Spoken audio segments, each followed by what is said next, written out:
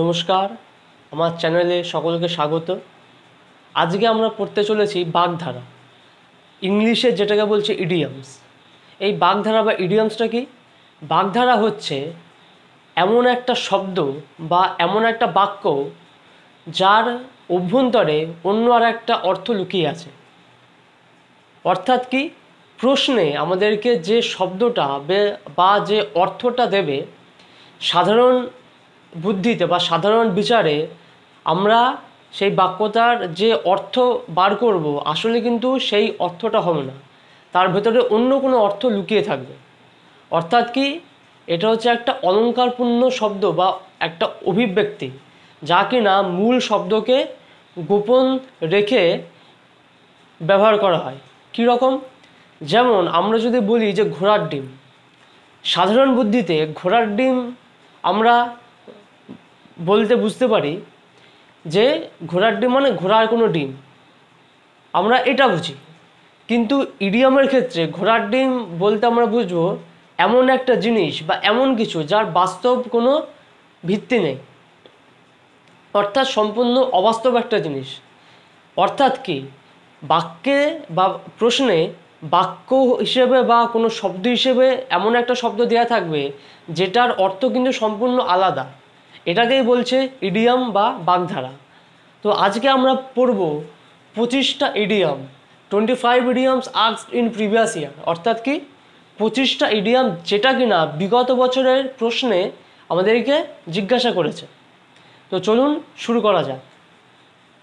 প্রথমে বলছে a pain in the neck. এটার ইডিয়ম কি হবে?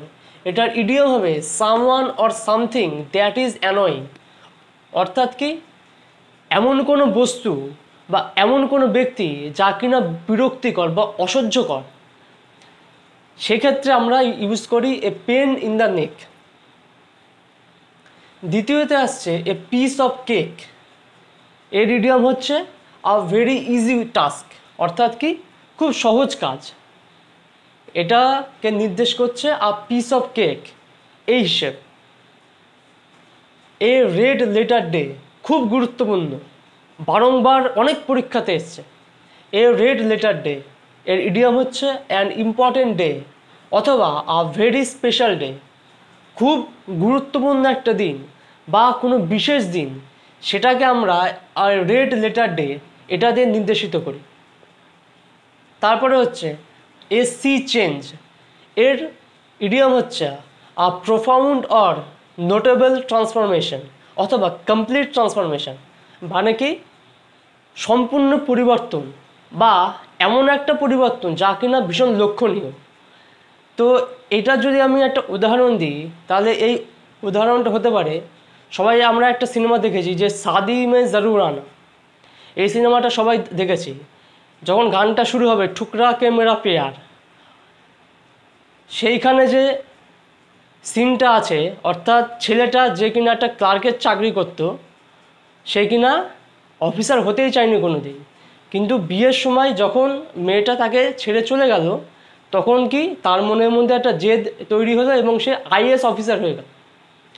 অর্থাৎ কি, তার একটা সম্পূর্ণ পরিবর্তন হয়ে গেল। সে আগে একটা সাধারণ মানুষ ছিল, একটা সাধারণ ছেলে ছিল, সে খুব একটা ইংরেজি বুঝতে পারতো না, বলতে পারতো না, কিন্তু সে যখন আইএএস অফিসার হয়ে গেল তখন তার একটা আমূল পরিবর্তন ঘটে গেল। তো আমরা এটাকে এই আ সি চেঞ্জ, এটাকে এইটা বলতে পারি। এরপরে বলছে আ শট ইন দ্য আর্ম। এর ইডিয়ম হচ্ছে অ্যান এনকারেজিং স্টিমুলাস অথবা দ্যাট গিভস এনকারেজ। অর্থাৎ কি, এমন কিছু যা কিনা আমাদেরকে উৎসাহ দেয়, এটাকে বলছে আ শট ইন দ্য আর্ম।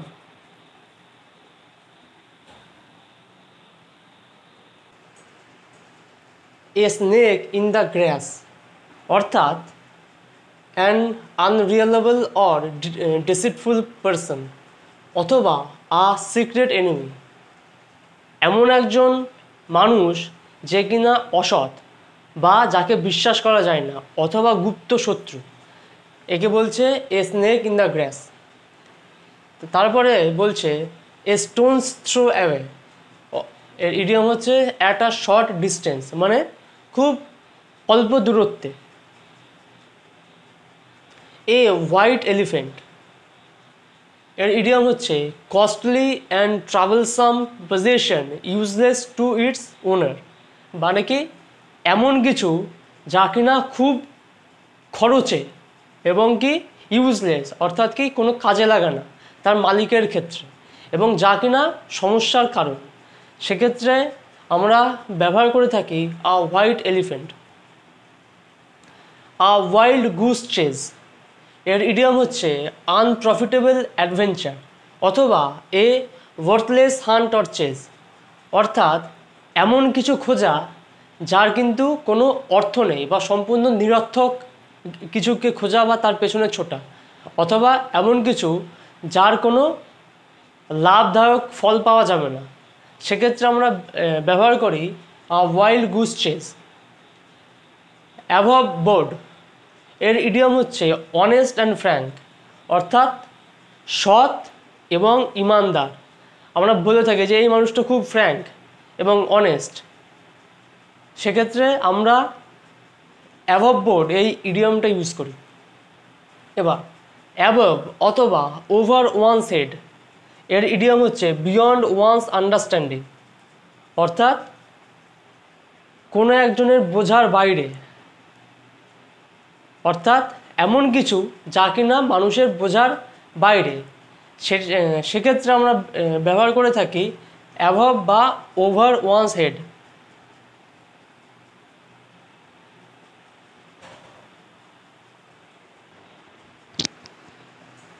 এরপরে আসছে actions speak louder than words, অর্থাৎ what you do is more important than what you say, অর্থাৎ কি তুমি কি বলছো সেটার থেকেও বেশি গুরুত্বপূর্ণ হচ্ছে তুমি কি কাজ করছো। অর্থাৎ এমন হয় না যে এমন অনেক লোক আছে যারা অনেক বড় বড় ভাষণ দেয়, কিন্তু যখন কাজের সময় আসে, অর্থাৎ কার্যক্ষেত্রে দেখা যায় যে তারা যে যত বড় বড় ভাষণ দেয় তারা তার 1% করতে পারে না, এবং এখনকার সমাজে এরকম লোকই বেশি। ভাষণ দেওয়ার সময় অনেক বড় বড় ভাষণ দেয়, বলে এটা করে দেবো, ওটা করে দেবো, সেটা করে দেবো, কোনো চিন্তা নেই, আমি এই তোমার পাশে আছি, এটা সেটা অনেক কিছু বলে। তাদের ভাষণ শুনে তোমাদের মনে হবে যে এই লোকটা হয়তো সত্যি আমার জন্য কোনো উপকার করবে, কিন্তু বাস্তব ক্ষেত্রে সেই লোকটা 1% কোনো উপকারে আসে না। তো এইরকম ক্ষেত্রে আমরা এই শব্দের ব্যবহার করে থাকি। অ্যাড ইনসাল্ট টু ইনজুরি, এর ইডিয়ম হচ্ছে make a bad situation even worse, মানে একটা খারাপ পরিস্থিতিকে আরও খারাপ করে দেওয়া। তারপরে আসছে অ্যালাইভ অ্যান্ড কিকিং, এর ইডিয়ম হচ্ছে ইন গুড হেলথ, অর্থাৎ কি সুস্থ সবল শরীরে, মানে একটা ব্যক্তি যে সুস্থ সবল, সেক্ষেত্রে আমরা এই অ্যালাইভ অ্যান্ড কিকিং এই ইডিয়মটা ব্যবহার করি। অল মুনশাইন, এর ইডিয়ম কি ফার ফ্রম রিয়ালিটি, অর্থাৎ কি বাস্তবতার থেকে অনেক দূরে, মানে আমরা অনেক সময় অনেক কিছু কল্পনা করে ফেলি যে ভবিষ্যতে আমরা এই জিনিসটা করব বা এই কাজটা করব, এটা ওটা সেটা অনেক কিছু, কিন্তু সেইটা হয়তো বাস্তবে কোথাও গিয়ে সেটা আমরা সবটা করে উঠতে পারি না।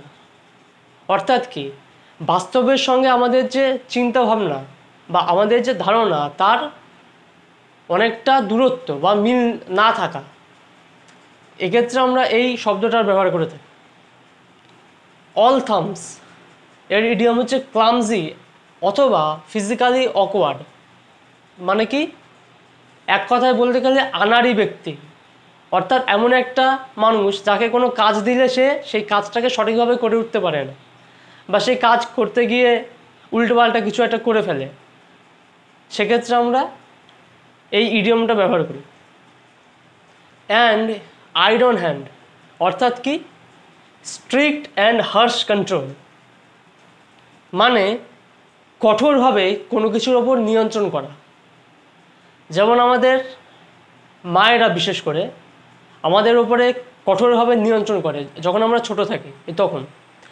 যখন আমরা ছোট থাকি এইটা তখন বেশি হয়, তখন মায়েদের নিয়ন্ত্রণ আমাদের উপরে খুব কঠোরভাবে থাকে।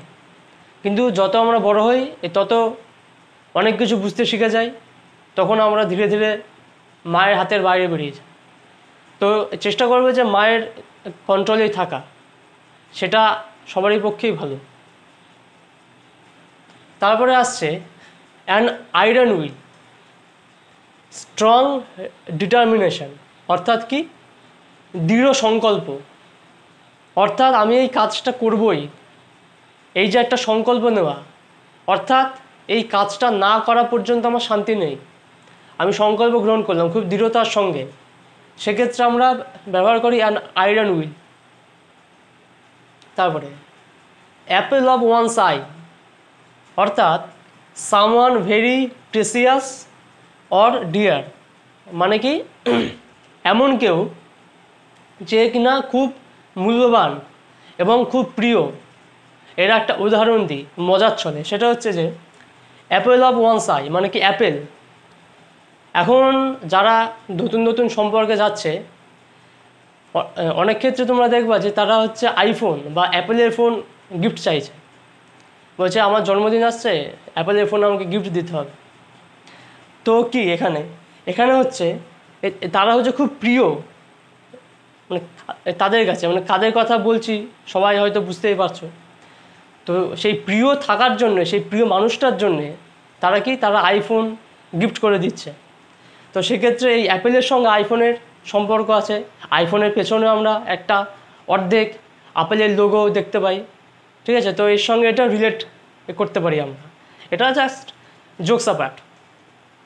তারপরে আসছে অ্যাপেলস অ্যান্ড অরেঞ্জেস, অর্থাৎ আনইকুয়াল কম্পারিজনস, অর্থাৎ কি এমন দুটো জিনিস যাদের কোনো মিল নেই, অর্থাৎ সম্পূর্ণ দুটো আলাদা জিনিস বা ভিন্ন জিনিস। কীরকম? কেউ একটা সম্পর্কে গেল, তারপরে 6 মাস পরেই তার ব্রেকআপ হয়ে গেল। কেন? কারণ দুটোর মধ্যে কোনো মিল নেই। সে যদি নর্থ পোল হয় তাহলে আরেকজন হচ্ছে সাউথ পোল, সেই জন্য 6 মাস পরে তাদের ব্রেকআপ হয়ে যায়। তারপরে বিভিন্ন রকম ঘটনা ঘটতে দেখা যায়, ঠিক আছে? সেগুলো আর বললাম না, তোমরা বুঝে নাও কী হয়। তো অ্যাপেলস অ্যান্ড অরেঞ্জেস অর্থাৎ আনইকুয়াল কম্পারিজনস, মানে এমন দুটো জিনিস যেখানে কিনা দুটোর মধ্যে কোনো মিল নেই। অ্যাজ হার্ড অ্যাজ নেইলস, এর ইডিয়ম হচ্ছে ইমোশনলেস অথবা টু হ্যাভ নো ফিলিংস, অর্থাৎ কি এমন কেউ যার কোনো অনুভূতি নেই অথবা আবেগ অনুভূতিহীন একজন ব্যক্তি, সেক্ষেত্রে বলা হচ্ছে অ্যাজ হার্ড অ্যাজ নেইলস, অর্থাৎ খুবই শক্ত বা খুবই কঠিন প্রকৃতির মানুষ একজন। তারপরে বলছে অ্যাট ড্যাগার্স ডাউন, এর ইডিয়ম হচ্ছে এনিমিজ, অর্থাৎ কি শত্রুতাপূর্ণ বা বিদ্বেষপূর্ণ, বা কেউ যদি একে অপরের শত্রু হয় তো সেক্ষেত্রে আমরা এই ইডিয়মটা ইউজ করে থাকি। At the drop of a hat, এর ইডিয়ম হচ্ছে without any planning beforehand, তার মানে কি কোনো পূর্ব পরিকল্পনা ছাড়াই, অর্থাৎ কোনো পরিকল্পনা করেনি পূর্বে কিন্তু বর্তমানে সেই কাজটাকে করছে বা কিছু একটা করছে কোনো পরিকল্পনা ছাড়াই, সেক্ষেত্রে আমরা ইউজ করে থাকি এই ইডিয়মটা। অ্যাট সিক্সেস অ্যান্ড সেভেন্স, এর ইডিয়ম হচ্ছে ইন ডিসঅর্ডার অর কনফিউশন, এর অর্থ হচ্ছে গোলমাল করে ফেলা অথবা কি করবে সেটা বুঝে উঠতে না পারা, সেক্ষেত্রে আমরা এই ইডিয়মটা ইউজ করি। তারপরে বলছে অ্যাট দ্য 11th আওয়ার, এর ইডিয়ম হচ্ছে at the every last moment অথবা জাস্ট বিফোর দ্য ডেডলাইন, তার মানে কি একদম অন্তিম মুহূর্তে বা শেষ মুহূর্তে, সেক্ষেত্রে আমরা এই ইডিয়মটা ব্যবহার করে থাকি।